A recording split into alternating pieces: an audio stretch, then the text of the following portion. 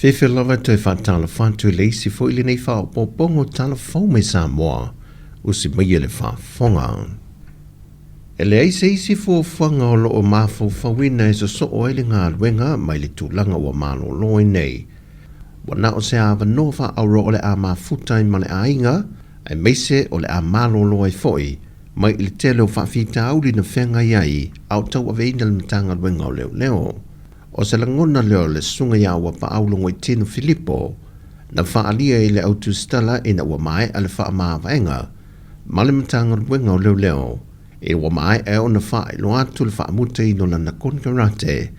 ai wha se ane nisi o le au whinga ruenga sinia, la tau te tau aveina le matanga ruenga le teimile nei, au tali ai le toe wha salala wino le awa noa, mo se tasianga wa ai, na maua foi e telefou, na toi apalai le sa ave mo makom sino le tanga ruenga leo leo, e a fui awa i leile e Ken Kyle, peita i na toi ave i tuola na tālu sanga.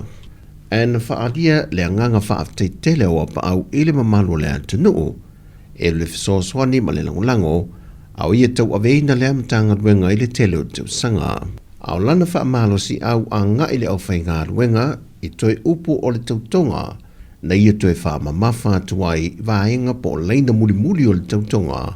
o le tausisia leo le tula fono, ma ia fesoa soni mai le tua ia te au,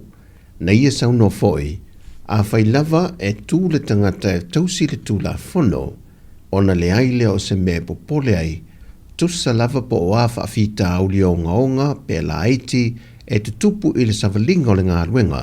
e le mawhai o na whaato i laluina le whaama oni.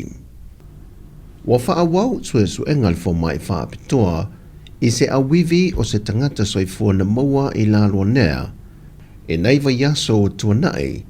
ma ele o mawhai o na lua le teimile nei,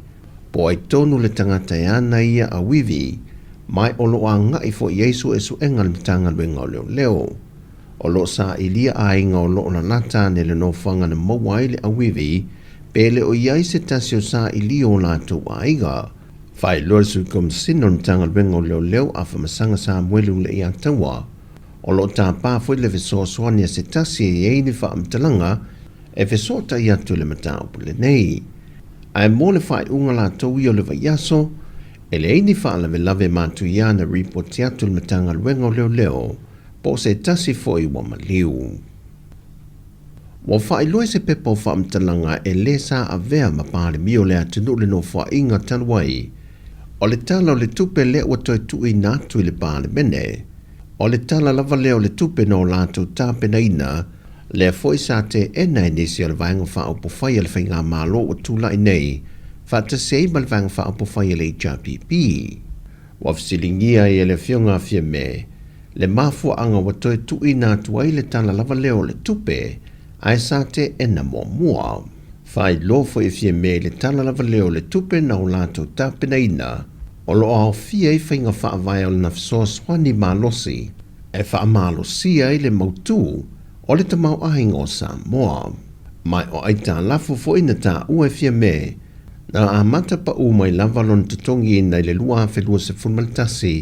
anga iatu le lua whelua se fulmale lua. Se tia tutongi mawalalo sa iai tangata whainga aruenga, mai le tolu tā la 5 sene, i le whātā la 8 sene i to tonu le lua tausanga, ma whao popoi foi matupe teu ia tunu o i whafo. Mai o le si tia foi o tupe teu ia tunu o i whafo e o atu le silia ma le piliona tā la. I le masina o me le tausanga lua whelua se funma le tolu, mai o se la asanga ma walunga, na pine ele atu anga le ono se fulu tausanga o le tuto o tasio Sāmoa. Na whaalia foi e fie me, o le langolango malosi ala vaenga o turisi, mai le tausanga lua whelua se formalitasi lua whelua se formalelua. Na visoaswani le no ngā tupe, ma whaamanu ianga whaafowina i no whanga 5 se formalifitu, o lo a sia i mai mo ngā tangata tā whawhau mai mo mai whafo, o lo a fia i e te tonu vaenga o le anga nuu, ma tala anga o Sāmoa. Mai na a mata va ia mai fo i le nā taimi, le palasio ai tā lafo le company va ale le Sāmoa Airways, mai i le silia i le selau wa whetā la. O polo kalame sa lango i nai ofisa i selau 5 se fulmal whao i tūmalo, Mai o vaenga ia na toe wha amanatu ai e fie me I lana pe pau wha amtalanga, o vaenga umalawa I na fola sia le tala o le tupe, na wha ata oto le na kāpeneta, lea na te ena, au se fie fianga ia te ia o na ua toe amana ia, lea tā penanga o le tala wha ata tau o tu o le tupe, e le whainga malo o tūlai nei. E tolu wa yaso le ua wha por kalame mai o le ofisa o wha amasinonga, o le a wha ngā solo ai tangi o le whainga pālota taruai, ma o le a amata I le wa yaso le nei, e tangi ai tu malo a inga le tai, sa fata mua ma wha sāle le anga lua. O le vai aso lo na lua e a mata I loilo ai mata aupo I tu malo fale a lini mua ma wha sāle le anga 5. Ma le vai aso muli e tolu I ei vai aso o wha tūlanga ia mata aupo. Ma le vai aso lo na tolu a mata le aso lua se fulma le fitu o le masina le neo ki topa. E wha solo I loilo ai mata aupo fale a lini lua ma wha sāle le anga numere tolu. Mai mo le sila fia e valu lui wha le tula fono o mata aupo le whainga pālota ua mai ato, lea o le ailoilo ilu mo le whaamasinonga. O tala fawia, manuia le ne yaso lo tātua tanu, whasoi fuia.